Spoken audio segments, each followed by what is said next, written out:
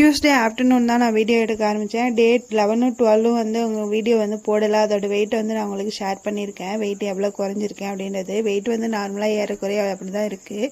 டயட்டில் ஒழுங்காக தான் மெயின்டைன் பண்ணிகிட்டு இருக்கேன். என்னோடய வெயிட் அப்படியே தான் இருக்குது. இனிமேல் என்னோடய வீடியோஸ் வந்து வராதுன்னு நினைக்கிறேன். என்னோட கான்ஃபிடென்ஸ் லெவலவே நான் இழந்துட்டேன். பூஸ்ட் அப் பண்ண எனக்கு ஏதாவது ஐடியா இருந்தால் கொடுங்க. எனக்கு ஒரு மாதிரி ஒரு என்ன சுச்சுவேஷனே தெரில. ஒரு மனசு ஒரு குழப்பமாகவே இருக்குது. எதை பற்றி என்னன்னே தெரியல. எனக்கு எதுவுமே எந்த வேலையுமே எனக்கு பண்ணவே தோணலை. இந்த மாதிரி சுச்சுவேஷன்லாம் நீங்கள் பூஸ்டப்பாக என்னென்ன பண்ணுவீங்க அப்படின்னு ஷேர் பண்ணுங்கள். சிக்கன் கிரேவி தான் பண்ணியிருந்தேன். என் ஹஸ்பண்டுக்கு ரொம்ப ரொம்ப பிடிச்ச சிக்கன் கிரேவி. அவர் தான் இந்த மெத்தடை சொல்லி கொடுத்துருந்தாரு. நல்லெண்ணெயில் சிக்கனை போட்டு நல்லா வறுத்து எடுத்துட்டு அதுக்கப்புறம் எப்போதும் போல் எண்ணெய், கடுகு, பட்டை, கிராம்பெல்லாம் போட்டு நல்லா வந்து வதக்கிட்டு இஞ்சி பூண்டு பேஸ்ட்லாம் சேர்த்து எடுத்துட்டோம்னா எப்போதும் போல் 4 தக்காளி சேர்த்து கட் பண்ணி எடுத்தோம்னா சூப்பராக வந்து கிரேவி ரெடி ஆயிடும் அப்படின்னு சொல்லியிருந்தாங்க. பண்ணியிருந்தேன். சூப்பராக வந்துருந்துச்சு.